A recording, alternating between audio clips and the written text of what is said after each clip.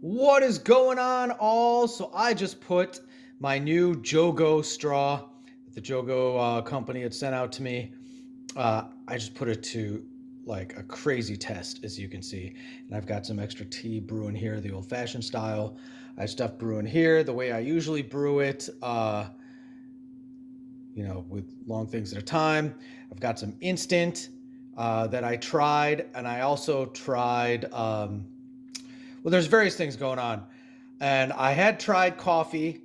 We should dive into the pros and cons, and I will start with the pros, and then get into the cons. All right, so let's start with the pros. The first pro is it's awesome. In sense, like, look at it, like the unboxing experience. It would be nice if it came in a box, but it comes into like a regular package. But I can see that maybe it wants to hang on the shelf somewhere, right? And it comes with a cool little cleaning brush. But man, awesome in the sense that look how cool it looks. Here's the little strainer. Let that focus a little. It's funny, this camera does a better job than my eyes in close-up focus. It's a fine mesh strainer, and which is great. And I really love the idea of this silicone tip that tapers into something that you can actually very easily control in your mouth on where you want it to go. And we'll get into that into the cons. It looks kind of like a USB-C connector. Do not accidentally plug your phone into this thing. But the stainless steel, I mean, this is just a great idea. And I like that I can travel with it in the sense that when I'm traveling by car, I don't know if I'd take something this metallic on an airplane with me unless I packed it, but unless I checked it in a bag. I don't know, because I really don't want to explain to airport security what this is. But I really like the idea of this. So those are the pros, and it does not get hot no matter how hot the drink is, which I think is really neat because of this, probably. And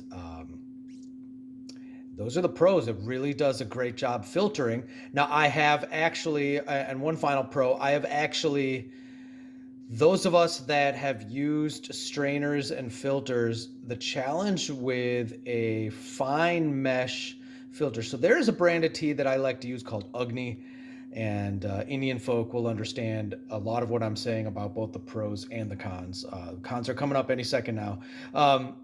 The Agni tea is very finely ground versus like a wag bakri or leaves, which I know most non-Indians use leaves, but we're really into a pico cut or a fine pico cut in our daily teas like wag bakri and Agni and Red Label and things like that.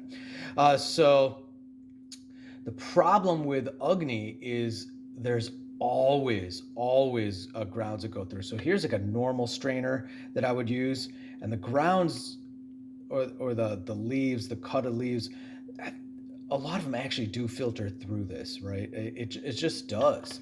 And a fine mesh strainer, which I've used, just sits. It takes forever for the liquid to get through. It's almost like using a cheesecloth.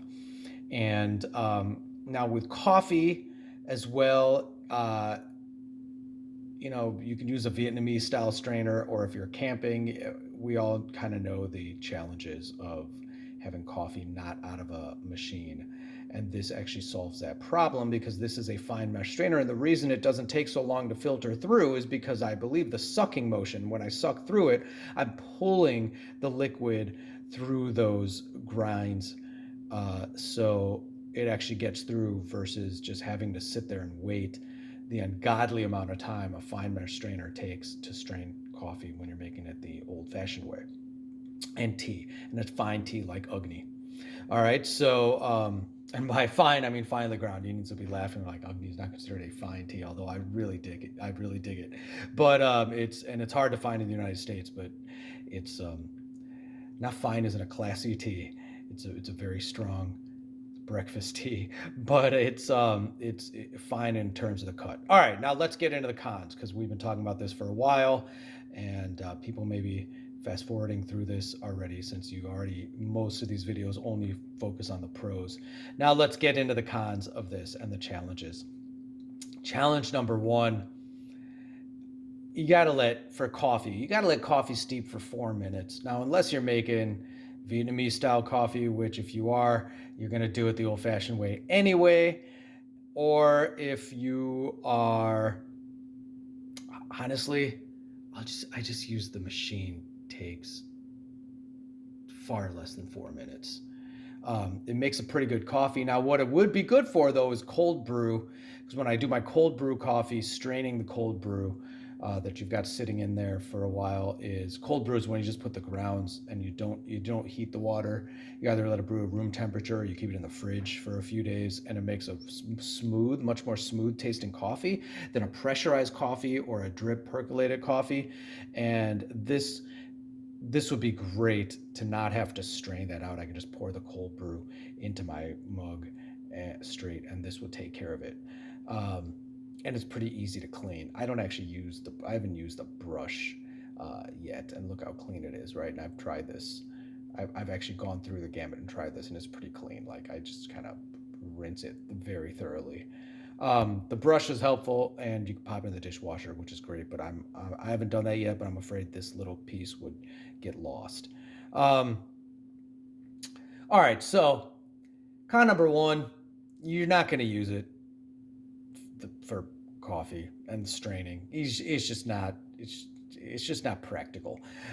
In terms of tea, my biggest challenge with tea, especially this size, is again I am an Indian man and I prefer my tea strong.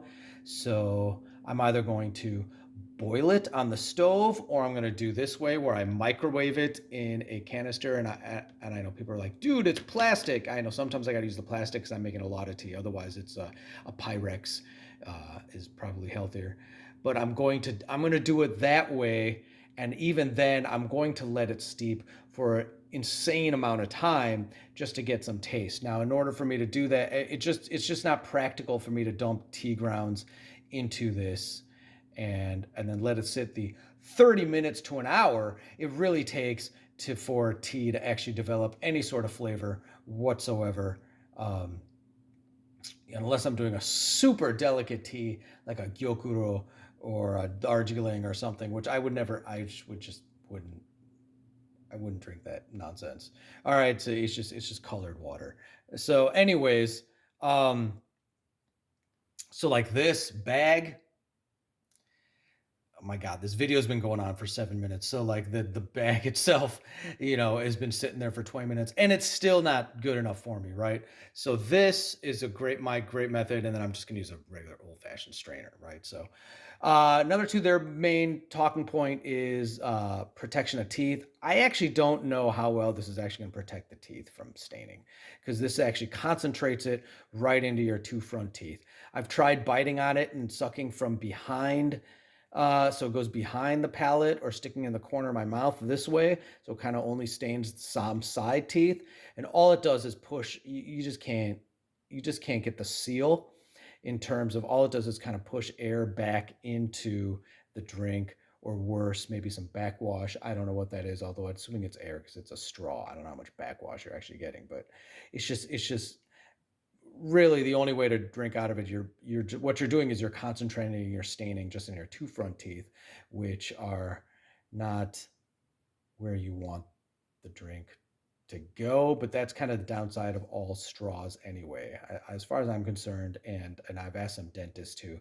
Straws actually don't help protect you against tooth staining whatsoever.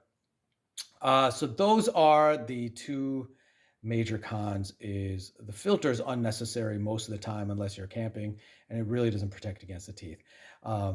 Now, the filter is great if you're using a fine mesh tea that doesn't go through your strainer anyway. Otherwise, making coffee out of a machine prevents the need for this now.